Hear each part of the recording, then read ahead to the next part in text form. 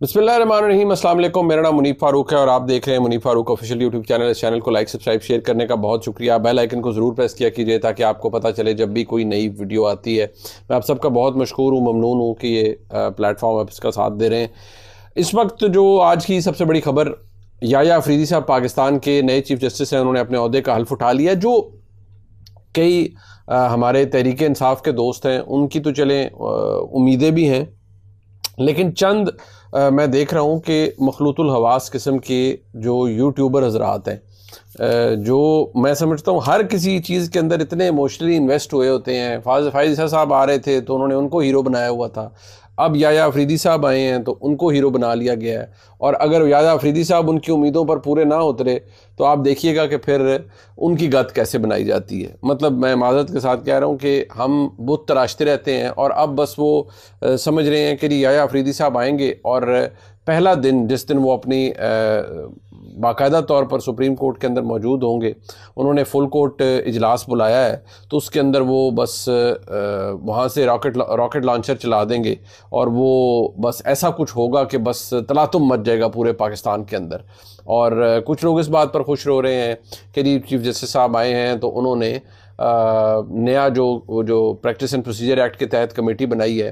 देखिए उसमें मुनीब अख्तर साहब और उसमें मंसूर अली शाह साहब दोबारा वापस आ गए हैं और ये बहुत बड़ा फ़र्क है, बहुत बड़ी तब्दीली है। अब मैं ज़रा आपको चीज़ें खोल कर बता देता हूँ कि एक्चुअली होगा क्या और किस तरह के मामलात हैं और हम क्या गलती करने जा रहे हैं दोबारा एक दफ़ा फिर। और जो बहुत सी उम्मीदें लगाई गई हैं कि बहुत कुछ ऐसा होगा जी कि बस पता नहीं क्या, वो पंजाबी में कहते हैं ना, लुट मच जाएगी, तो मैं ज़रा रियलिटी चेक बहुत से लोगों को देना चाहूँगा। इसके बाद जो तहरीक इंसाफ के मामलात हैं ज़रा उस पर भी बात करेंगे।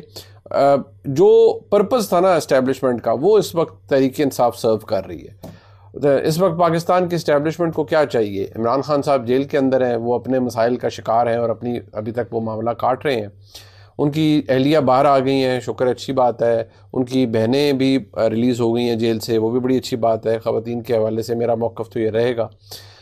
लेकिन वो जो लड़ाई हर कोई एक्सपेक्ट कर रहा है ना, और वो जो हो रही है, वही मेरे ख़्याल में सूटेबल है। क्योंकि कोई जमात अगर मुत्तहद है तो उसके जो मामलात हैं वो फिर उसी तरह से मुत्तहद होते हैं। लेकिन अगर वहाँ खींचातानी, एक तमाशा लगा हुआ है पूरे सोशल मीडिया के ऊपर, नेशनल मीडिया के ऊपर, तो फिर सारों को खुशी होती है कि ये क्या बात है, देख लें। फिर वो जो एडवर्सरीज़ होते हैं उनको तो खैर बहुत खुशी आती है, गवर्नमेंट को भी बड़ा मज़ा आ रहा है। और ज़ाहिर बात है इसके ऊपर जो गवर्नमेंट के तरफ से जो बाकी ताकतवर हल्के हैं वो भी इंजॉय कर रहे हैं सिचुएशन को, बिकॉज उनके they have nothing to worry about.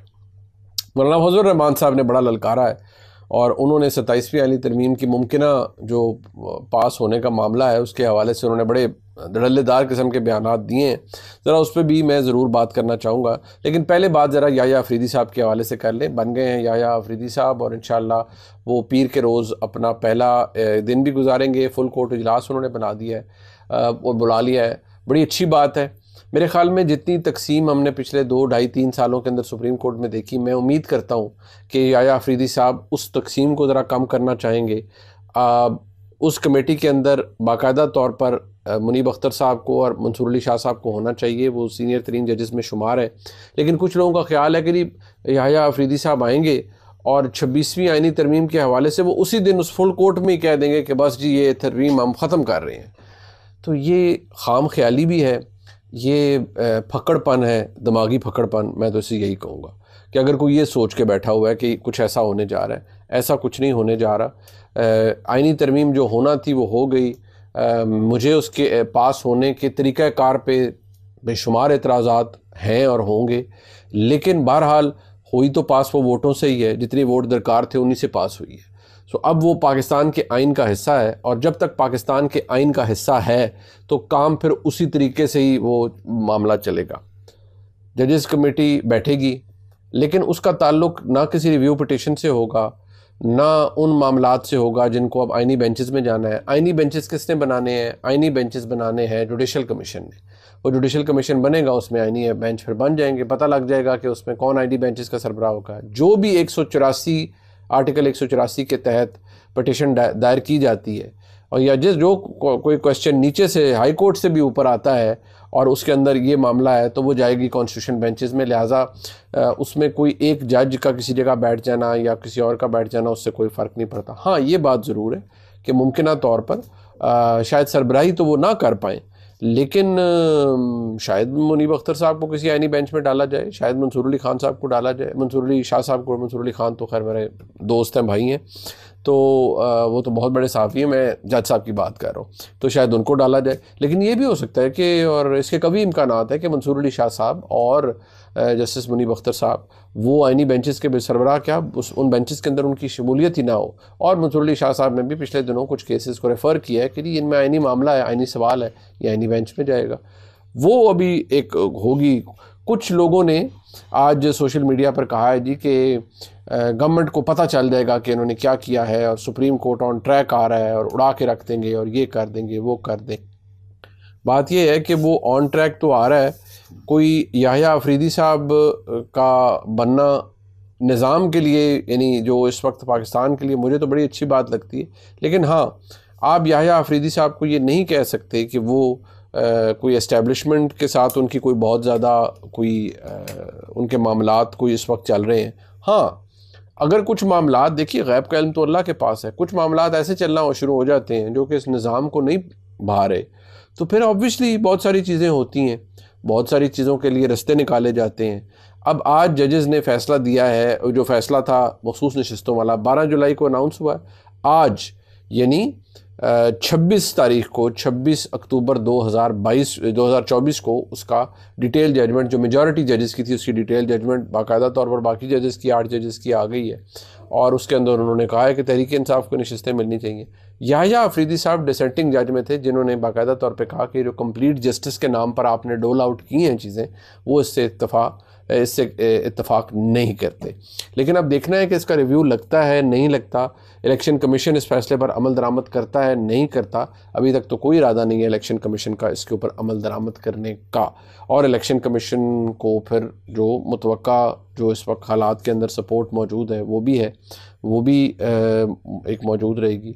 याद रहे कि साइनी तरमीम के अंदर चीफ इलेक्शन कमिश्नर के हवाले से भी चंद मामलात को केटर किया गया है और वो भी तरमीम पास हो चुकी है। अब देखना यह है कि मामला आगे कैसे चलता है। कुछ लोगों का ख्याल है कि बड़ा इसके अंदर, देखें ड्राफ्टिंग मिस्टेक्स तो मैंने बेशुमार इसके अंदर चीज़ें देखी हैं और इसके अलावा कन्फ्यूजन भी पाई जाती है। और मुझे समहाउ ये लगता है कि जो कॉन्स्टिट्यूशनल कोर्ट्स का वाला मामला है ये शायद चीज़ों को रोक लेगा, फिक्स कर लेगा और शायद फिर चीज़ों को दुरुस्त करना पड़ेगा। लिहाजा शायद इसके लिए एक नया तरीक़ाकार अडॉप्ट किया जा रहा है और शायद वो आने वाले दिनों के अंदर कुछ चीज़ों को रेक्टिफाई किया जाए 27वीं तरमीम के अंदर। वो अलग बात है, मौलाना साहब जो उसके हवाले से कर रहे हैं उस पर ज़रूर बात करेंगे। लेकिन कुछ लोग कह रहे हैं उड़ जाएगा, जजेस आ रहे हैं, यानी कि जो जनाब याह्या अफरीदी साहब हैं वो तशरीफ़ ला रहे हैं और उन्होंने उड़ा के रख देना है हर एक को, तो मतलब नज़र आ जाएगा जी। लेकिन मुझे तो फ़िलहाल इसके कोई आसार नज़र नहीं आ रहे कि वो किसी के लिए कुछ उड़ाने जा रहे हैं। अब जनाब जो तहरीक इंसाफ के एक जो गाड़ियों पर वो कैदियों की गाड़ी पर हमला हुआ, अच्छा उसकी फुटेज आपको नज़र आ रही होगी जो उसके अंदर मौजूद है वो। अब ये तो नहीं हो सकता कि ये फुटेज जनाब किसी ने पहले बनाई है और वो उधर तहरीक इंसाफ के खैबर पख्तूनख्वा के दोस्त कह रहे हैं कि नहीं जी ये तो गंडापुर साहब ने बयान दे दिया कि ये तो पता नहीं SHO तरनोल जो है उसने खुद गाड़ी के टायर फाड़े हैं और उसने खुद शीशे तोड़े हैं। तो ये जो लोग इकट्ठे हुए थे ये कौन है, ये कौन है? ये वो लोग थे, तकरीबन 80 से ज़्यादा लोग थे जिन्हें अदालत ने आज रिहा किया। अब उनकी गिरफ्तारी एक और FIR में डाल दी गई है, ये तहरीक इंसाफ का कहना है। पाकिस्तान तहरीक इंसाफ ने संगजानी के मकाम पर कैदियों पर नामारूफ हमले को पुलिस का ड्रामा करार देते हुए SHO ने हमारे लोगों को भागने का कहा, जबकि वो अब भी वहीं मौजूद हैं। उन्होंने कहा कि पाकिस्तान तहरीक इंसाफ के सेक्रेटरी तलात जो हैं शेख वकास अकरम साहब, उन्होंने दावा किया है कि हमारे 80 से ज़्यादा लोगों को अदालत ने रिहा कर दिया था, इनको फिर किसी और केस में डाल दिया। वकास अकरम साहब ने कहा कि अदालत में पेशी के बाद कैदियों को अटक जेल शिफ्ट किया जा रहा था। इस दौरान फैसल टाउन के सामने गाड़ी को मोड़ कर 26 नंबर लाया गया, जहाँ शबीर तलौनी नामी SHO ने कैदियों को गाड़ी रोकी और शीशे तोड़े। उन्होंने दावा किया कि शबीर तलौनी ने हमारे बंदों को भागने का कहा, जबकि हमारे बंदे ज़िद करके वहाँ खड़े हैं और पुलिस ये ड्रामा कर रही है। अच्छा बात यह है कि ये सारा कुछ जो चीज़ मौजूद है, तो वो MPA साहब को जो साहबजादा था वो कौन लोग थे, क्या वो आए थे? अब इसकी इन्वेस्टिगेशन तो बहरहाल होनी चाहिए। खैबर पख्तूनख्वा की हुकूमत कह रही है हमारा कुछ नहीं है जी ताल्लुक, बल्कि जो पूरी वफाकी हुकूमत है वो कह रही है जी ये दहशत गर्दों की तरह हमला करने आए थे। सो इसकी इंक्वायरी होनी चाहिए। कोई कह रहा है ड्रामा है, कोई कह रहा है क्या है। जो पुलिस सोर्सेज हैं जिनसे मैं बात कर सका हूँ वो तो ये कह रहे हैं कि ये बिल्कुल अटैक था और ये छुड़ाने आए थे, और वो MPA साहब जो लियाकत साहब है उनका बेटा भी हमने पकड़ा हुआ है। अब वल्लाह आलम बिस्सवाब क्या है क्या नहीं है, ये मामला आप इसको कहाँ लेके जा सकते हैं। जो चीज़ सलमान अकरम राजा साहब और फवाद चौधरी साहब के दरमियान चली, देखिए सलमान राजा साहब बहुत नामवर वकील हैं, बहरहाल उनका सियासी बैकग्राउंड नहीं है, वो अब तहरीक इंसाफ में शामिल हुए हैं। फवाद चौधरी साहब वगैरह पुराने तहरीक इंसाफ में थे, अब वो तहरीक इंसाफ उनको एडमिट नहीं कर रही, एक्सेप्ट नहीं कर रही। वो कहते हैं जी कि ये आउटसाइडर्स हैं और ये इनका कोई स्टैचर नहीं है, ये इन वकला का, और ये आके तहरीक इंसाफ के ऊपर कब्ज़ा कर लिया। वो इन्हें कह रहे हैं कि इससे बेहतर था इस्टेब्लिशमेंट कुछ सूबेदारों को भेज देती फौज के और वो तहरीक इंसाफ पे कब्ज़ा कर लेते। इन लोगों का क्या है। अब वो फैसल चौधरी साहब ने जो कहा, भाई या तो फैसल चौधरी झूठ बोल रहे हो, बात तो गलत नहीं है। कौन मिलने गया इमरान खान साहब की हमशीरा से जेल में? कोई भी नहीं किया। अगर फैसल चौधरी ने कहा कि लीडरशिप थी नहीं डी चौक में या उसके करीब करीब ये सारे भागे हुए थे, तो फैसल चौधरी ने क्या झूठ बोला है? अगर तो होते वहाँ पर तो पता लग जाता सारों को। लेकिन फैसल चौधरी ने कहा है मेरा तो तहरीक इंसाफ से ताल्लुक़ नहीं, मैं लीगल एक काउंसिल हूँ, तो मेरा निकालने का मुझे सवाल ही पैदा नहीं होता। लेकिन मंसूर जो सलमान अकरम राजा साहब क्योंकि सियासत के अंदर अब आ चुके हैं, तो उनका एक अपना मौक़िफ़ है। उन्होंने कहा जी कि कहा जी कि एक TV शो के मैं PTI के वकील जो फैसल चौधरी को चपड़ासी, उन्हें चपड़ासी करार दे दिया और कहा जी कि कल मैं अपने चपड़ासी को अगर निकाल दूं और आप उसके ऊपर नेशनल मीडिया के ऊपर गुफ्तगू करने लग पड़े, तो ये इनका आपस की लड़ाइयाँ भी हैं फवाद चौधरी साहब और सलमान अकरम राजा साहब की, उसका नतीजा भी हमारे सामने आ रहा है। फवाद चौधरी साहब उसके जवाब में कह रहे हैं कि ये तो सारे इस्टेब्लिशमेंट के टाउट हैं, जो भी कुछ है। लेकिन है बात बड़ी जो है ना, ये सूट कर रही है। मैं अब फ्रैंकली बात करता हूँ, ये सूट करती है गवर्नमेंट को, इस तरह की लड़ाई ये सूट करती है पाकिस्तान के इस्टेब्लिशमेंट को। वो कह रहे हैं कि देखें यार ये लड़ी जा रहे हैं तो इनको तो कोई ज़रूरत ही नहीं है। इमरान खान साहब को इस बात उनको बावर कराया गया है बाय द वे कि जी आपके हवाले से मामला तो भी ऐसे के ऐसे ही हैं, आपकी अहलिया बाहर आ जाएंगी, और मैंने आपको बताया उनकी अहलिया बाहर आ गई। ये फ़ैसला इस महीने लिया गया और अब उन जेल में मुलाकातें शुरू होगी। ये मुलाकातें शायद होती रहेंगी, जब ज़रूरत पड़ेगी फिर बंद कर देंगे। अहलिया उनकी बाहर आ गई हैं, वो इस वक्त खैबर पख्तूनख्वा में है। शायद वो खैबर पख्तूनख्वा के मामलात को चलाएंगी, गवर्नमेंट को देखेंगी, कुछ और चीज़ें देखेंगी, वो आपके सामने चीज़ें निकल आएंगी और सारा सब कुछ जो है वो नज़र आ जाएगा। अगर वहाँ पर गवर्नेंस बेहतर हो तो अच्छा है, लेकिन अगर वहाँ पर भी यही सिलसिला चले जो बुज़दार साहब के वक्त पंजाब में चला था और जो बुशरा बीबी साहिबा का जो असर रसूख था, अगर वही चलाना है खैबर पख्तूनख्वा के अंदर, तो फिर अब आप उसके बारे में क्या कह सकते हैं।